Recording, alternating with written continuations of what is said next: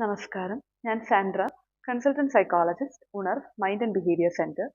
നമ്മൾ ഇന്ന് സംസാരിക്കാൻ പോകുന്ന വിഷയം പുരുഷന്മാരുടെ മാനസിക ആരോഗ്യത്തെക്കുറിച്ചിട്ടാണ്.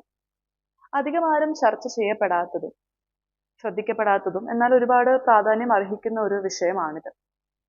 സ്ത്രീകളെ സംബന്ധിച്ചിട്ടുള്ള പ്രശ്നങ്ങളൊക്കെ നമ്മൾ സംസാരിക്കുന്നുണ്ടെങ്കിലും പുരുഷന്മാർ സമൂഹത്തിൽ നേരിടുന്ന ബുദ്ധിമുട്ടുകൾ, അവർ നേരിടുന്ന വെല്ലുവിളികൾ, അവരുടെ മാനസിക അവസ്ഥകൾ നമ്മൾ ചിന്തിച്ച് നോക്കേണ്ടതായിട്ടുണ്ട്.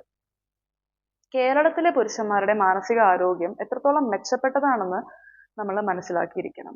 നാഷണൽ ക്രൈം റെക്കോർഡ് ബ്യൂറോ 2022 ആത്മഹത്യാ നിരക്കുകളുടെ കണക്കുകൾ പുറത്തുവിട്ടപ്പോൾ അതിൽ നമുക്ക് മനസ്സിലാക്കിയ ഒരു കാര്യമാണ് സ്ത്രീകളുടെ ആത്മഹത്യാ എണ്ണം എന്ന് പറയുന്നത് 2129, എന്നാൽ പുരുഷന്മാരുടെ ആയിക്കോട്ടെ 8031.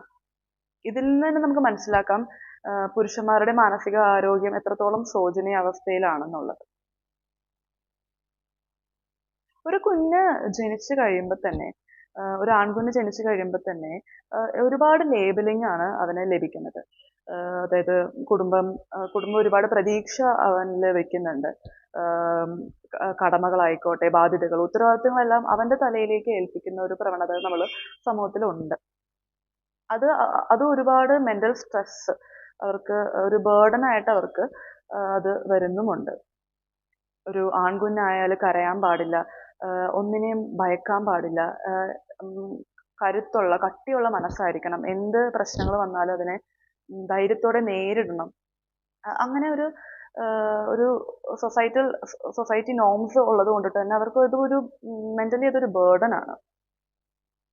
അതുപോലെ തന്നെ വീട്ടിൽ അടച്ച് കെട്ടിയിരിക്കാൻ പാടില്ല ആൺകുട്ടികൾ എന്ന് തുടങ്ങിയ കുറേ കാര്യങ്ങൾ. ഇപ്പോൾ സ്കൂളിൽ പഠിക്കണ സമയത്ത് ചിലപ്പോൾ ഒന്ന് പഠനത്തിലേക്ക് പുറകിലായാൽ തന്നെ പറയും, ഓക്കെ അവൻ ആൺകുട്ടിയല്ലേ, കുഴപ്പമില്ല, അവൻ രക്ഷപ്പെട്ട് പൊയ്ക്കോളും എന്ന ഒരു സമയത്ത് അവർക്ക് ജോലി കിട്ടാതായാലോ പിന്നെ അതെല്ലാം ഒരു മൊത്തത്തിൽ അവന്റെ പ്രശ്നമായിട്ട് തന്നെ അത് പറയണ ഒരു അവസ്ഥയും നമ്മൾ കാണുന്നുണ്ട്.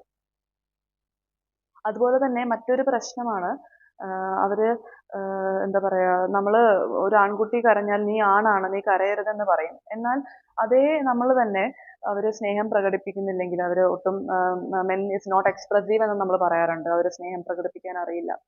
അവരുടെ വിഷമങ്ങൾ നമ്മൾ പ്രകടിപ്പിക്കാനുള്ള ഒരു സ്പേസ് കൊടുക്കുന്നില്ലെങ്കിൽ എങ്ങനെയാണ് അവർക്ക് മറ്റുള്ള ഇമോഷൻസും അവരെങ്ങനെയാണ് അവർ എക്സ്പ്രസ് ചെയ്യുന്നത്? അതുകൊണ്ടിട്ട് തന്നെ നമ്മൾ അവരോട് കുറച്ചുകൂടി ഒരു കരുതലോടെ നമ്മൾ അവരോട് പെരുമാറാനായിട്ട് നമ്മൾ ശ്രമിക്കണം.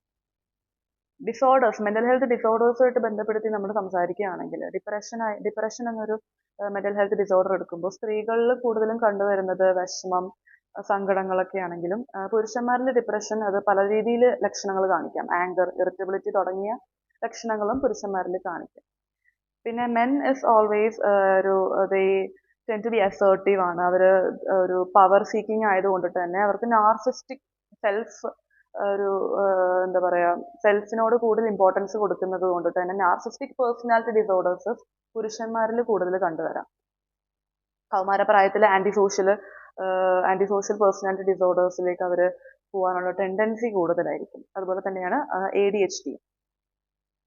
സോ ഈ ഒരു ജൂൺ മാസം പുരുഷന്മാരുടെ മാനസിക ആരോഗ്യ മാസമായിട്ട് ആചരിക്കുമ്പോൾ നമ്മൾ ഒന്ന് അവരുടെ അവസ്ഥകളും അവരുടെ ബുദ്ധിമുട്ടുകളും അവരുടെ പരിഭവങ്ങളും എന്താണെന്നൊക്കെ നമ്മൾ അവരോട് ചോദിച്ചറിയുകയും ആ ഒരു സ്പേസ് നമ്മൾ കൊടുക്കുന്നതും എന്തുകൊണ്ടും നല്ലതായിരിക്കും. താങ്ക്സ്.